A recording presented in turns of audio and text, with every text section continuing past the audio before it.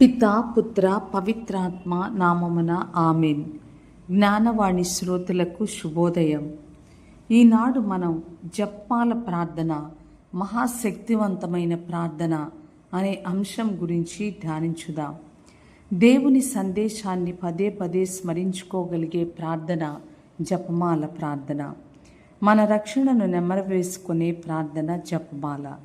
జపమాల ప్రార్థనలో దేవుని ప్రేమను స్మరించుకుంటున్నాం.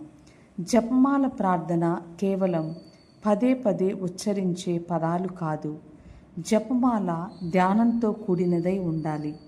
మన ఆధ్యాత్మిక అభివృద్ధికి, దేవుని రక్షణ ప్రణాళికలో ఎదుగుటకు లోతైన దేవుని శక్తి జపమాల ప్రార్థన ద్వారా మనకు లభిస్తుంది. క్రైస్తవ జీవిత విధానములో మనకు ఎదుగుదల లభిస్తుంది. పునీత పాదువాపురి అంతోని వారు కథోలిక శ్రీసభ ప్రఖ్యాత పునీతులు. బహుశా వారి పవిత్ర జీవితం, దేవునితో వారికున్న సహవాసము, వారిపై గౌరవ మర్యాదలు నేటికి విశేషంగా శ్రీసభలో కనిపిస్తున్నాయి. వారి మాటల్లో చెప్పాలంటే జపమాల ప్రార్థన హృదయ పరివర్తనకు నడిపిస్తుంది. లోతైన దైవిక బంధం ఏర్పడుతుంది. మానవాళిపై దేవుని ప్రేమే ప్రార్థనలో ప్రత్యక్షమవుతుంది. దేవుని దృఢంగా నమ్మిన పునీతులు పునీత పాదువాపురి అంతోని వారు జపమాలను ఆధ్యాత్మిక సాధనంగా మార్చుకున్నారు. జపమాల ధరించి ప్రార్థన చేస్తున్నప్పుడు వారికి ఒక మధురానుభూతి కలిగేదని చెప్తూ ఉన్నారు. దేవుడు మానవాళిని ప్రేమించి మరియమాతతో చేసిన సంభాషణ జపమాల ప్రార్థన. ఈ యొక్క జపమాల ప్రార్థన ద్వారా దేవుడు మనతో సంభాషిస్తాడు. మరియ తనయుడైన మన రక్షకుడు యేసుక్రీస్తు జీవితంలోని ప్రేమ రహస్యాలను మనం ధ్యానం చేస్తూ ఉన్నాం.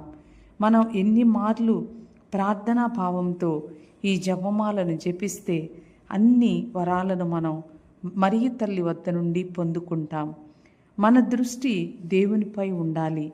జపమాల ప్రార్థన ద్వారా మనలో మార్పు రావాలి. దేవుని ప్రేమను అర్థం చేసుకునేలా ప్రార్థించాలి. జపమాల ప్రార్థన దేవుని కనికరంతో నిండినది. మరియ తల్లి అనేక దర్శనాల ద్వారా దేవుని దివ్య కారుణ్య సందేశాన్ని వసికి ఉన్నారు. అనుదినం జపమాలను ప్రార్థించండి. జపమాల ప్రార్థన ద్వారా పాపుల మనస్సు మారుతుంది అని మరియ తల్లి తన దర్శనాల ద్వారా దేవుని సందేశాన్ని విదితం చేశారు. ప్రార్థించే మనసులో దేవుడు ఉంటారు.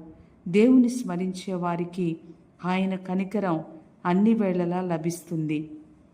జపమాల ప్రార్థన ద్వారా క్రీస్తు సందేశాన్ని మనం ధ్యానిస్తున్నాం. క్రీస్తు బోధనలపై మన జీవితాన్ని నిర్మించుకుంటున్నాం. జపమాల ప్రార్థన క్రీస్తు మనపై చూపిన దివ్య కారుణ్యాన్ని ధ్యానించేలా చేస్తుంది. పునీత పౌస్తీనమ్మ గారు దివ్య కారుణ్య సందేశాన్ని లోకానికి ప్రకటించారు. ఆమె దివ్య కారుణ్య ప్రవచనకర్తగా ఉన్నారు. దేవుని కారుణ్య ఫలాలను వారు మనకి ప్రకటించారు. ఆమె మాటల్లో జపమాల ప్రార్థన అంటే ఏంటో తెలుసుకుందాం.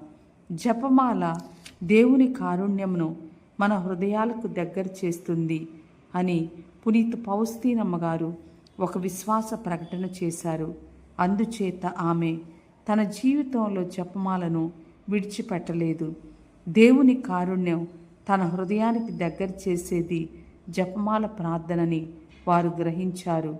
జపమాల ప్రార్థన దేవుని కారుణ్యమును మనకు అందిస్తున్న సత్యాన్ని మనందరం కూడా గ్రహించగలగాలి. పాపికి మారు మనసును కలుగచేసేది ఈ జపమాల ప్రార్థన.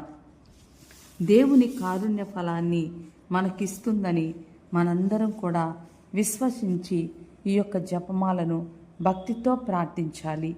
మరియ తల్లిలోని సుగుణాలను మనం అలంకరించుకోవాలి. క్రీస్తు తన తల్లిని మనకు అనుగ్రహించారు. ఆ తల్లి మన కోసం ప్రార్థిస్తుంది. తన కుమారుడు చెప్పినట్లు చేయండి మనల్ని తన కుమారుని చెంతకు నడిపిస్తుంది.